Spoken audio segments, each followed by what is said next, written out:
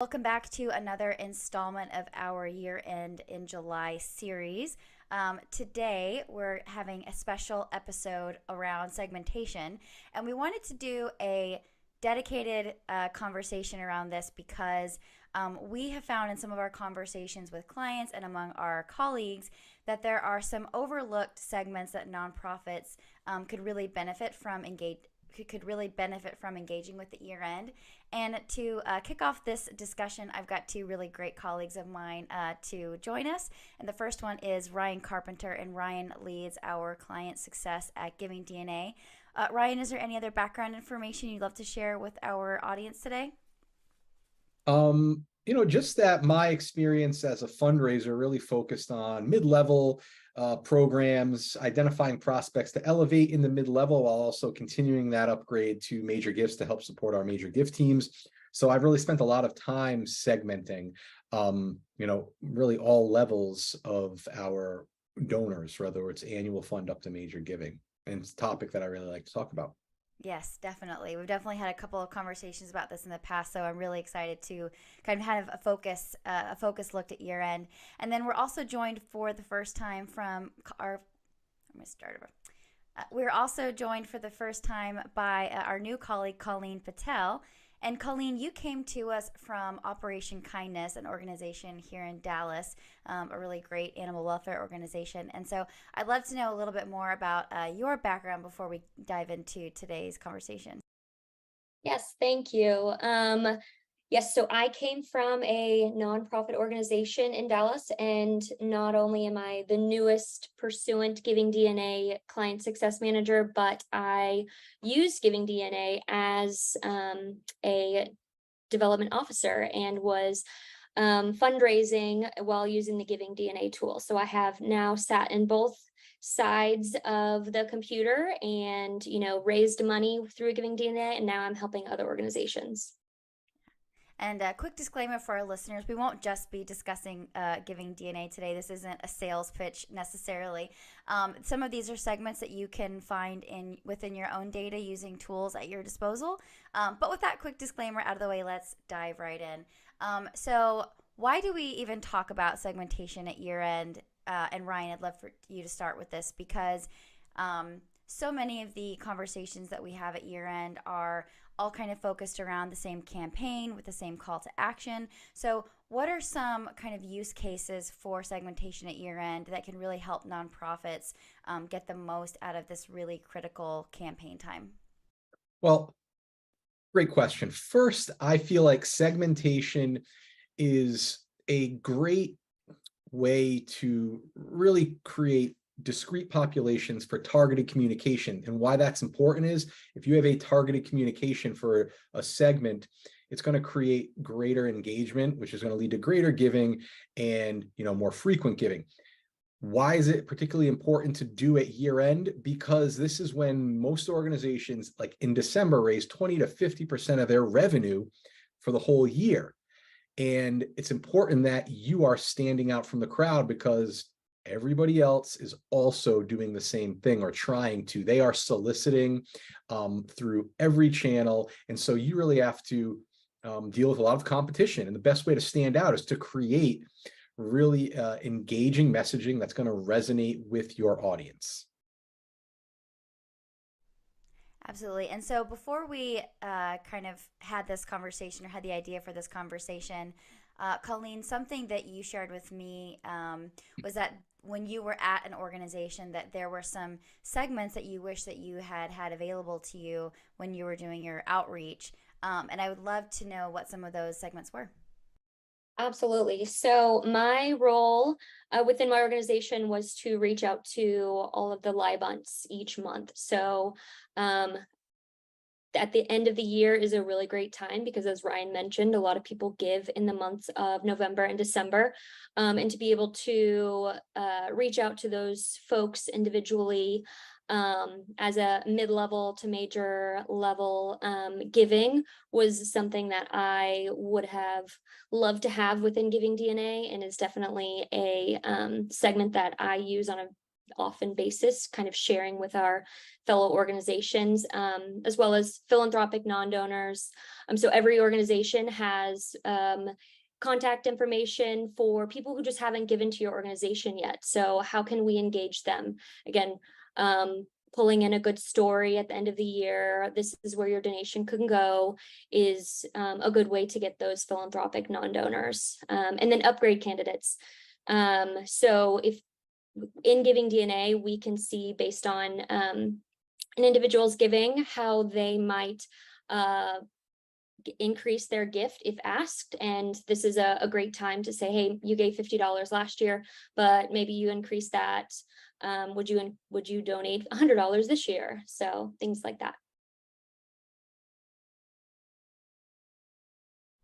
Ryan, are there any other segments that nonprofits should consider at year end that may not occur to them as being a great population to engage? Yeah, there's a whole lot of them. So along the lines of non-donors, I would recommend offering a match. Now, some organizations out there, you have matches almost every month. That's great. But for many others, it's not something that's frequently available and something that you want to use at year end to really entice your current donors to give by seeing the match. But also it's a great tool to entice non-donors to convert. Match offerings, they have the highest response rate on anybody's communication calendar, and it's really going to be a great tool to try to convert and acquire non-donors. Also, I think organizations should send out an additional ask to their sustainers. So I've done this with a number of organizations over the years, and typically sustainers are suppressed from your monthly appeals that go out, which completely makes sense. But the time of year when it makes sense to actually include them in would be December, because you'll see a sizable group of them are going to make that additional match, additional gift. So let's just say they're $25 a month donors. Maybe they write an additional check for $50 to $100. It's a great way to identify those that have upgrade potential and also just increase the year-end revenue. It's been quite effective. Now, on the other side, what I think is also effective, and maybe people don't do this, they should, I feel, and this is what I did a lot in my background working with mid-level programs, is steward. Now, that sounds counterintuitive to what we're all trying to do in November and December. But what we spent time doing is stewarding our mid-level donors personally. Most organizations, they're going to send out a thank you or a holiday card, and that's great. That's effective and it's meaningful. But we wanted to take it a step further, personally reach out to our mid-level who are your most valuable direct response donors, right?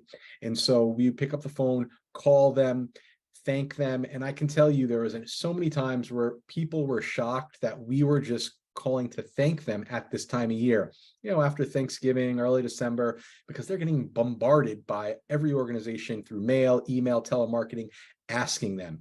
And so they really appreciated that thank you for all their support throughout the course of the year. And it led to, and we track this, it led to greater giving from that population. So certainly if you have the ability, call all your mid-level. If you don't, call those that are most valuable to you. And there's a myriad of ways for you to determine who's most valuable, right? You can do that by who's giving the most. If you have external data solutions, you can see that from a capacity and wealth screening, but I'd encourage that highly. Another group that I don't think gets paid enough attention to, Colleen had mentioned your live bunts, which that's a great group, right? Because that's going to be a sizable portion of revenue that you potentially may lose. So you want to target them, but also people that have downgraded their giving, right? And so I would wait towards the end of December to see who is still given less than they gave in the year prior and send out a targeted appeal to those folks to see if we can get their giving up to the levels that they had been in the past or even beyond that. I love that you brought that in to the table, Ryan, because I know that a lot of nonprofits have, according to some recent reports, have seen some dips in their giving last year compared to 2020 and 2021. And so I imagine that there's a lot of nonprofits who may be considering going out and doing some acquisition leading up to year end, and just trying to fill that pipeline in order to replace some of those donors who have lapsed.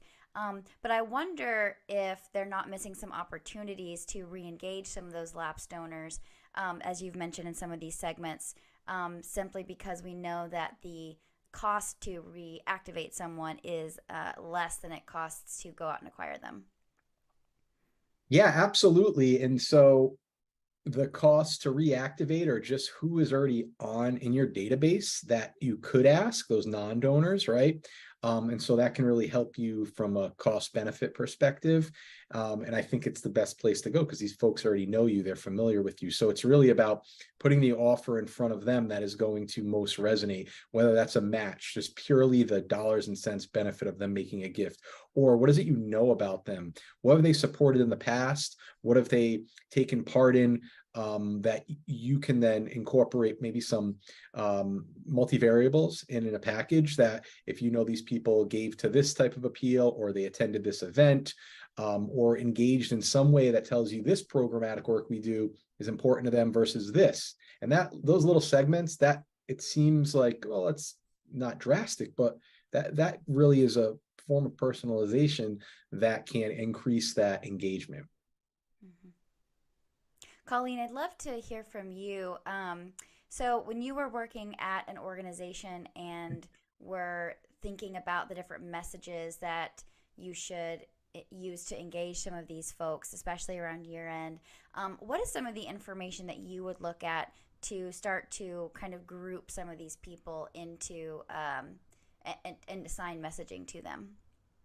Um, so I one thing that Giving DNA actually collects is how people want to be communicated with. So, and even outside of Giving DNA, however that individual is giving to you is likely how they want to be communicated with. So it's meeting the donor where they are, right? If they are sending their donation in through the mail, then they're very likely going to respond to something that you send them in the mail. If they're giving a digital gift, then they're likely going to respond to an email appeal. So I think it's important to meet the donor where they are and not just assume I'm going to send this mail piece out to 30,000 people, but really only 10,000 individuals send in their donation via the mail. So it's important to pay attention to how they want to be communicated with. Ryan, do you have any case studies or success stories of nonprofits that have engaged some of these overlooked segments at year end to achieve some unexpected goals? Yeah, I do actually. So we work with a very small organization in Tallahassee called Connecting Everyone with Second Chances, which helps the homeless community in the Tallahassee area. And they've been working with us for a number of years now. And a couple of years back, the first year-end period, they had a pretty big goal of increasing revenue by 50% year over year. And so they wanted to really be nuanced in their segmentation because they knew it was going to be a pretty big challenge. And they actually, remember, this is a small shop. There was 2 people there, but they were able to do this. They created 5 distinct segments. They identified their non-donors that were most likely to make a gift. They knew they were giving elsewhere, so they were going to ask them when they typically had never done that in the past. They then they went and identified medical professionals to talk about the healthcare work they were doing, thinking that would resonate more with healthcare professionals on their file. And they created a segment for major donors, lapsed reactivation, and one more that is escaping me. But in all, 5 distinct groups with 5 distinct messages. And again, they had a goal to increase revenue by 50%. They actually increased it by 84%, which for them, they went from raising 70 grand to $124,000 year over year in the month of December, which was huge for them. And just the ability, something they thought they could never do before, because it seemed daunting, but really it was like, okay, we have 5 distinct segments. We're going to try these 5 distinct messages to them. And it worked really well. And they continue to do that throughout the year when they have their pillar campaigns, and it's worked very successfully.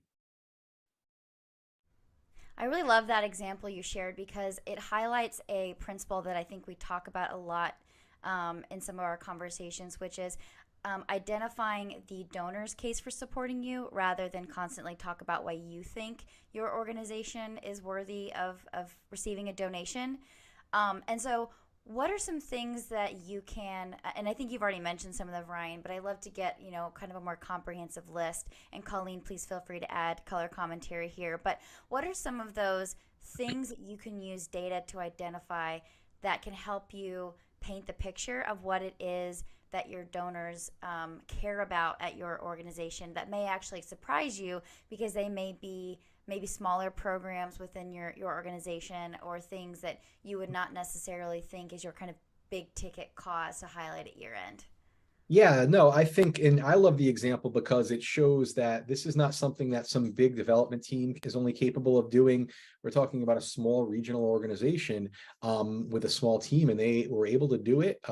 Wasn't too challenging, and they had great results as a result of it. And so I think there's things both in your file and then externally that you can understand that work, right? Colleen had mentioned just a moment ago, channel preference for any of those live bunts come the mid-December that haven't given. Make sure that you have a targeted communication to go to them through the channel that they are most likely to respond to, and that's either determined by, how are they making you gifts, or if you have external data that tells you this is how people transact, even better. So that's one. I think also just understanding demographics, right? And so, like, do you know if people, a lot of organizations have programs that help support children, whether it's a specific children's shop or just anything from not animal welfare, a food bank to educational. And so if people have children at home, recognizing them as a parent, or if you have multiple programs and one of them does support children, talk about that program at that point in time. And so just understanding what they have supported, or do you know where they're making gifts elsewhere? A lot of people have solutions that can tell you where people are making gifts when they're doing wealth screening and such. And so seeing if they're supporting certain types of causes that maybe aren't exactly like you, but you do work that's around that, around that type of organization, pulling that story into your year-end campaign. Because again, this is the most important time of year. You want to create something that is going to resonate, stand above the rest, appear personal, or at least it's meaningful to those individuals, and then reaching them through the channel that they're most likely to see the message. That's half the battle, just making sure it's in front of them. So I've got one final question that I would love to use to wrap up our time today, and that is, if you could pick one overlooked segment to engage in year end, what would it be? I talked about it before. I would say mid-level stewardship, and not just because that's my fundraising background. Yeah. Because if you think about it, these are your most valuable donors, right? In your direct response program. They generally constitute 5% of the active direct response population, but give 20 to 25%, right? And so that's valuable. That helps drive whether you're going to meet or exceed your goals. And so taking out some time to personally steward this group is going to have the most positive impact in your direct response program. And I've seen it multiple times. It works. And so having somebody or multiple people dedicated for a couple of weeks just to call and thank as many of them as possible will have a positive outcome for you. And I might add, again, the live bunts. Of course, you're going to reach out to everybody who gave November and December of last year. But if you're able to look into a little bit more deeply lapsed, and then from there, the folks that gave at a higher level. So again, from my fundraising background, I might look at those who gave over a year ago, 14 to 16 months ago, and then gave a gift of at least $1,000 or whatever that number needs to be, just because they were clearly very valuable to you at that time. And maybe you can get them in this year at the year end with these great stories that you have about your organization and the mission. That's great. And I actually have another one. So I didn't give it earlier, so I do want to mention it now. Your new donors. Your new donors that came on file in the current fiscal year, obviously they're going to be pulled into the regular communication stream at year end, but maybe versioning for them to recognize that they came on file, began supporting you this year, and then stating the case for additional support. And why that's important is because first-time donors typically only renew at like a 23% rate.